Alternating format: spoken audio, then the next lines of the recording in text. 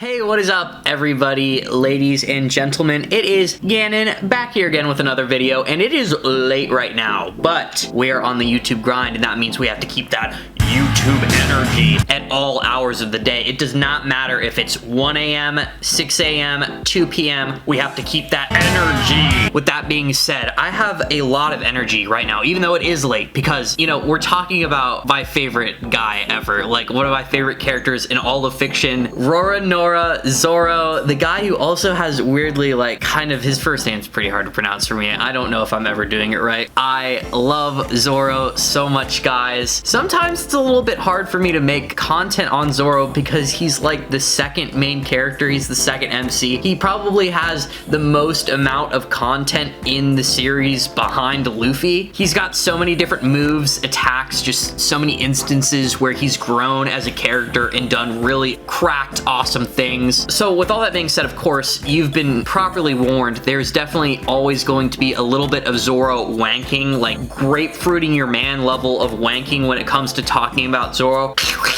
When it comes to talking about Zoro, I definitely get a little bit biased, but then again, I would also like to think that I'm a pretty honest person and that I am going to evaluate Zoro as fairly as I can. But we're going to be talking about Zoro today and his status after the Wano arc, so after they defeat Kaido, whatever the conclusion of this arc may be. Whatever happens, the Straw Hats are going to come out on top, I assume, or at least I hope so. They're going to defeat Kaido. Currently in the story, it is looking like a crippled Zoro. Spoiler alerts, by the way, if you aren't caught up with the story. Zoro was up on the roof and he actually did some substantial damage to Kaido, about as much damage as one can do to Kaido besides being, you know, the main character, Luffy. Zoro managed to do an Odin level attack with Ashura that left a scar on Kaido. This was when one of the greatest reveals in the entire series was dropped. Zoro was revealed to actually be a Conqueror's Haki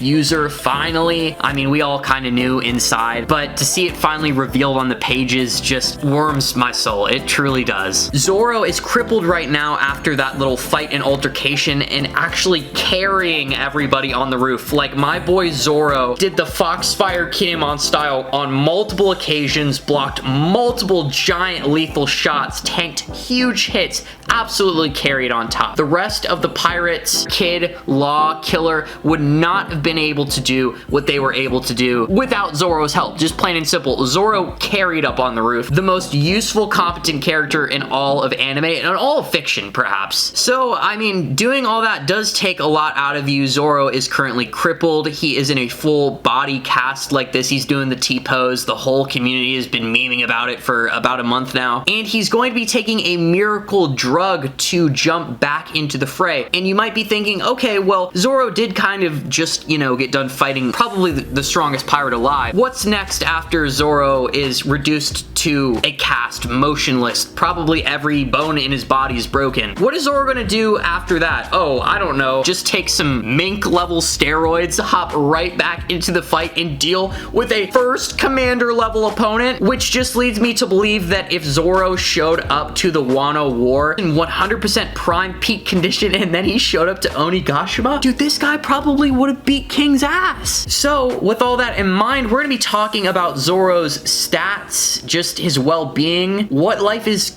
gonna be like for Zoro right after Wano. I talked to Dylan earlier today and I wrote down some notes basically outlining what I think Zoro's life is gonna be like. Dude, he's gonna have mad clout. He's going to have defeated definitely King. I think he's going to 100% deal the landing blow on King. How Zoro deals with King and how Zoro actually beats King in the state that he's in is definitely going to be what's the deciding evidence for what Zoro's clout is going to be like after Wano. With all that being said, let's just jump right into it. There are two sword paths that Zoro could go after Wano. Well, two obvious ones. Anything that strays away from this is very just unobvious and is probably going to be something that Oda just pulls out of his ass. Zoro could either end up with the Wado, Enma, and like in a perfect universe, they see that Zoro does more for the Wano country than both Ryuma Hanma and Oden has ever done combined, and actually frees it from Kaido and actually makes it a free country so that people can travel and it's open, and the Straw Hats just actually liberate it finally. So in a perfect universe, perhaps they could maybe be like, okay, well, maybe we're sensing that you're gonna be the next sword god, so maybe they will return. Oh my gosh, my beloved Autumn Water. If they returned Shusui to Zoro, oh my gosh, I don't know what I'd do. Life would be so sweet. I've loved that sword. It was probably the coolest material object in One Piece, besides probably the One Piece itself. I would love Zoro to get Shusui back. I know it's not very likely. This is like a 5%er, but that is just the one sword route that Zoro is going to be taking after Wano. The second, more kind of obvious one is that he's going to ditch the current Sandai Kitetsu Curse Blade that he like currently owns, and he's going to swap it out for like the new purple Nidai Kitetsu. This is just like an obvious upgrade. We saw Nidai earlier in the arc, so I assume that Zoro's probably going to end up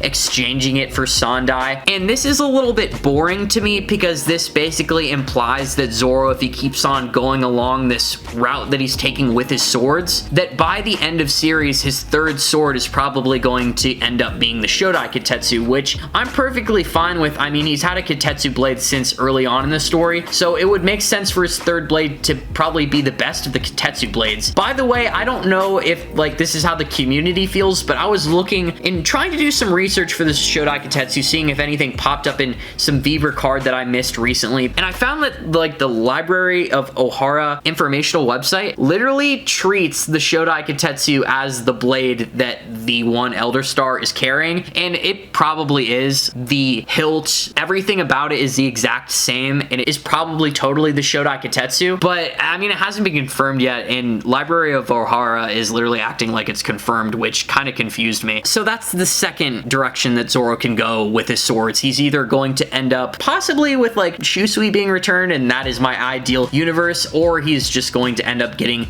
that Kitetsu blade upgrade. Zoro's strength after Wano is definitely going to be above first commander level. I think Zoro right now is at least first commander level, and the moment that he hopped up on the roof and fought against Kaido, a Yonko level person, and probably quite possibly the strongest Yonko, one of the most strongest pirates alive, you could just see that Zoro was up there hustling and growing and getting stronger as he was fighting. Like, Zoro arrived at Wano before even getting Enma as a first commander level character. At the end of Wano, after he's defeated King, after everything is wrapped up and everything, Zoro is going to be above first commander level in his own little independent tier. Kinda, you know how like Marco is, he's the first commander, but he's the one that's stipulated to be admiral level. I think that Zoro is just going to be slightly under that. I don't think that Zoro is going to be Marco's equal, like right after Wano, as soon as we leave the island. I feel like Zoro will probably need a little bit more practice before we get there. He is not yet admiral level at all. If anything, Luffy is just now reaching that level. The only way Zoro is going to be going to admiral level is when he, for one thing, like masters the advanced Haki technique, and then also on top of that, slightly masters Conqueror's Haki to a degree. I believe this is going to be saved for the final war arc, and this is going to be Zoro's final active progression, you might say,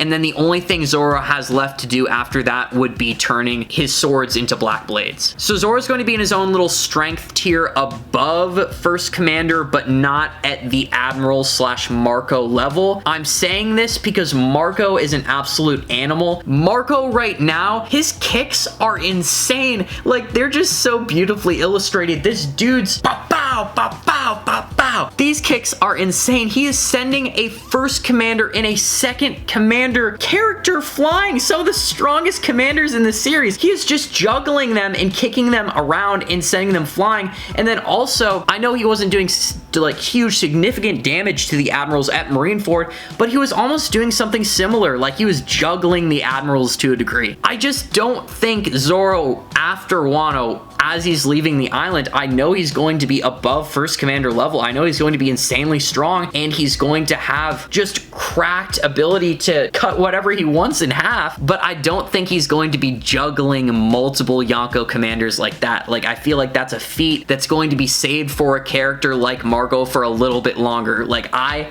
love Zoro. I'm an absolute Zoro fanboy, but I'm not going to suck him off that hard. And at the end of the day, like I said, I would mention this before, but it really does matter how easily Zoro defeats King. I feel like it's going to be a tandem fight. It's probably going to be Zoro riding on Marco, Marco assisting Zoro, kind of being his wings and mobility, while Zoro is the actual like cannon that does the damage. So if King doesn't really give us an all-around high diff fight while Zoro is in this crippled state, then that means Zoro's just cracked and he's even stronger than I would have believed. So as for bounty, what Zoro is going to get after Wano is at least 1.5, okay? If Luffy going into Big Mom's territory, beating her strongest commander, and then, like, you know, just fucking with shit and leaving is going to get him 1.5 billion, then I think Zoro coming into Wano, actually declaring a huge pirate war with his captain, and then going around slaying supernova captains. Zoro is the supernova slayer. Like, the supernova captains have nothing on Zoro. This dude came to Wano and just bam, done Hawkins, bam, Byapu. He wrecked them all. Zoro is just in a whole nother league, dude. Zoro is definitely getting at least 1.5 billion. Slaying supernovas, he's going to beat King, which is a high level commander. He's raging war with the Beast Pirates and the Big Mom Pirates along with his captain, and he's basically the vice captain. Like, he is literally Luffy's 98 to his 100. So people often mistake Zoro for being the captain of the Straw Hats because he's so competent. He is going to get so much clout from these fights, from them just winning this war. I know he currently has 320 million berry bounty, and that's going to be like a 1.2 billion berry increase. But when you take into consideration that Luffy's rose by a whole billion, I think that this is totally possible when you consider that Zoro is not only defeating supernova captains, he's not only going into Kaido's territory and beating his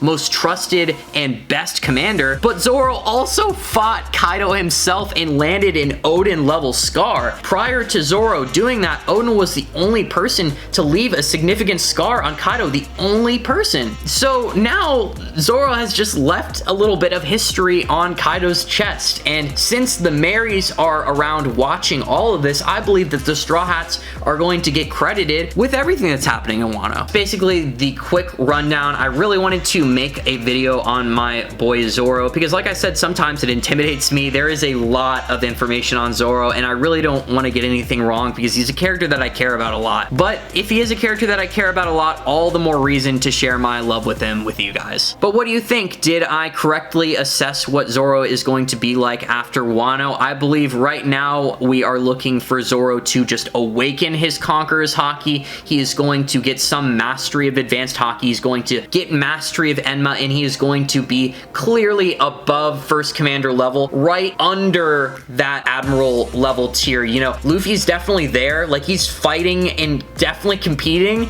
with admirals if he aims to fight, defeat, and compete with one of the world's strongest pirates. So Zoro beefing and squaring off with Kaido definitely just puts him above King and Katakuri. So he is just in his own little above first commander tier in general. 1.5 billion berry bounty at the minimum for Zoro, and then also we talked about his multiple two little paths that he could take with his swords. So what do you guys think? Do you think that I assessed him correctly? Do you think I did a good job? Do you think it's accurate? Or do you think I am an idiot and everything that I said was stupid? Please leave it down in the comments below. I'm actually pretty interested in what you have to say. Love YouTube comments. They're like my favorite thing. So whenever you leave one, even if it is pretty negative, I still enjoy seeing them. If you enjoyed the video, be sure to slap a like on it. If you're enjoying the content on the channel, I would be very flattered if you were to subscribe. And with all that being said, guys, I'm gonna have to see you in the next one. Peace.